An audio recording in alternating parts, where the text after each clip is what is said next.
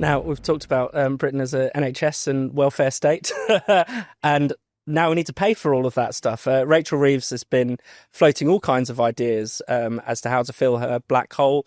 The size of the black hole seems to vary week by week, depending on who you talk to, depending who's making the prediction at any one time. She even rolled the pitch for a big rise in income tax, and now has said we don't need to do a rise in income tax. One of the ideas that I think has really caught the imagination and has really got rid of people talking is the proposed milkshake tax. Now, this is obviously not going to raise huge amounts of money, but this is basically an extension on the existing sugary drinks levy. So people will know if you buy your full-fat Coke, it's slightly more expensive than the Diet Coke because it's got the sugar tax on it. And until recently, until perhaps this budget, any dairy products are exempt. So your milkshakes, your frappuccinos, all going to go up in price. Candice, what do you make of this? Is this the thing that's going to save the UK economy, get us out of fiscal crisis? Well, it's going to be a crisis for my household. Let's just say this. I mean, suddenly it's going to cost a lot more to buy milkshakes. Yeah, I mean, I think this speaks to so much about where the current left is and what this government represents. Deeply unimaginative, hectoring, nannying, everything. They have this they're on a moral crusade. They've got no real ideas about growth, about how to get things going. In fact, everything they've done has destroyed growth. Yeah. Instead, they're just tinkering around the edges, trying to save our souls. We're all just so stupid, stuffing our kids' faces with loads of sugar. We need to be deterred from doing so. And actually, this budget, I don't think people are dreading it. And what's amazing to me is that they could not foresee just how badly all of this would go down. It's like they have no idea how much financial pressure people are under. That's why people don't want income tax to go up. We're already spending enough. But everything she's done so far has not worked, and she's completely arrogant about it.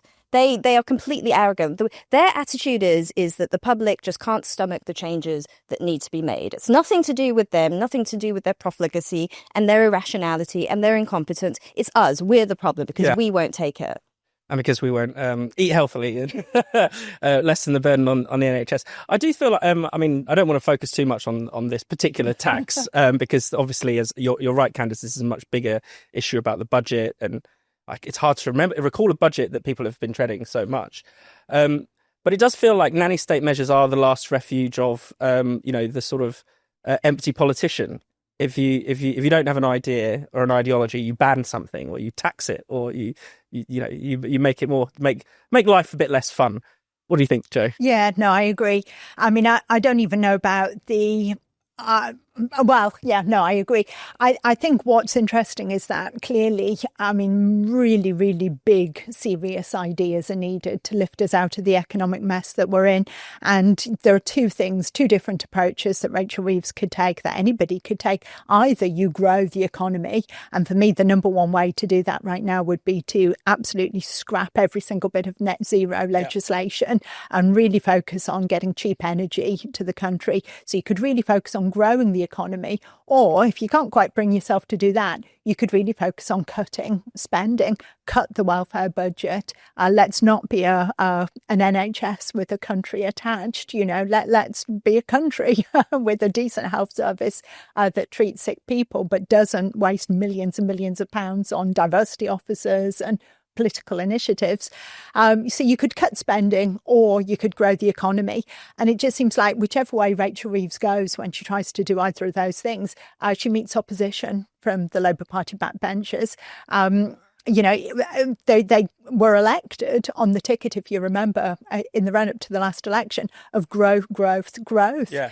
We were promised house building. I think you could probably count on the fingers of one hand, the number of new houses that have been actually built since the Labour Party came into office. This promised growth has just not materialised. Well, obviously it's not materialised because it takes more than just saying the word growth to actually make the economy grow. But I think it's just, as Candice says, a real sign of the times that unable to make the case for growth, unable to make the case for actually cutting welfare spending. The only thing that Reeves knows that her backbenchers will actually agree to nod through is these restrictions on the way we behave as individuals. But I think you're absolutely right as well. You know, this seems like a fairly benign measure. You know, it'll only be a few extra pence. Probably, you know, I read somewhere that I'm sure, you know, we'll reduce the calorie content across the nation by like the equivalent of half a grape or something like that. You know, minimal impact on people's diet. You know, but will have a bit of an impact on family budgets. I might not have done at another point in time, but at this point when grocery shopping, the cost of it is going up so much, you know, and if you're trying to buy food for a family week in, week out, actually even just these few pennies here and few pennies there really do begin to add up. And this will not bring much money in for the Treasury whatsoever, but will have a real impact on people's family finances. And food inflation running much higher than general inflation, which is really, really quite shocking. You mentioned house building. There's some statistics that came out this week that suggested that house building is actually going about at the same pace as it was during the pandemic. So when we had lockdown, social distancing, and house building was supposed to be Labour's key target. This was actually, you know, those of us who grumbled a bit when Labour got in thought, well, maybe this will be the saving grace. You know, solving the housing crisis in the UK would unlock so many other things. So much money is wasted. So much potential is wasted on you know, going into rent and into excessive mortgages and things like that.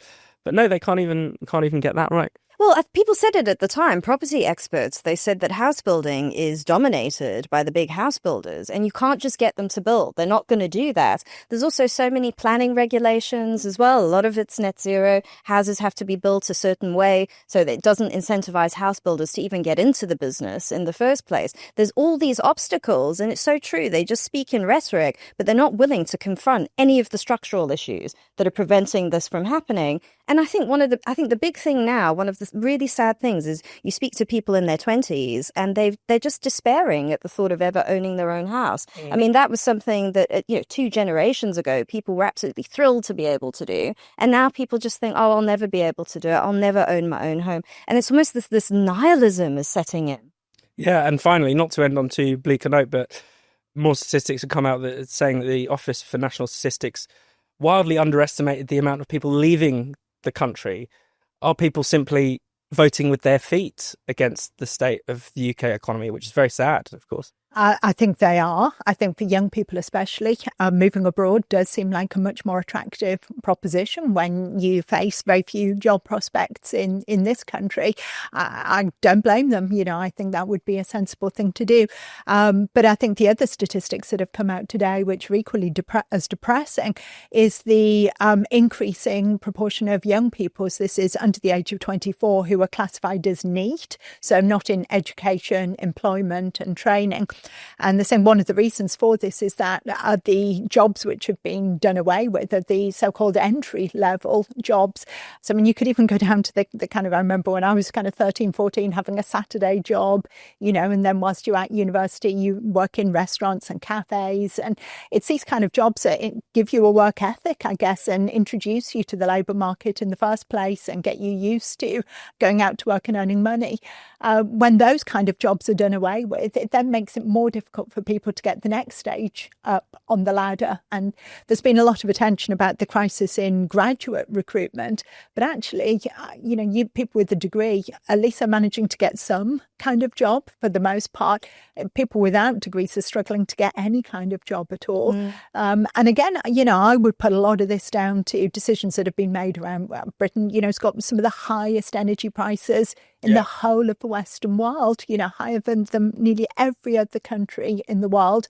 And of course, that has a knock-on effect, not just on factories and big kind of heavy industry, but when you run a fish and chip shop or a hairdressing salon, your bills have gone up. It's going to be much more difficult for you then to take on a new member of staff. And this is having a knock-on effect across society now. They say that as well. It's also why the cost of childcare is so high, because the nurseries have to pay huge housing costs, huge energy costs. All of that factors into how much they charge parents.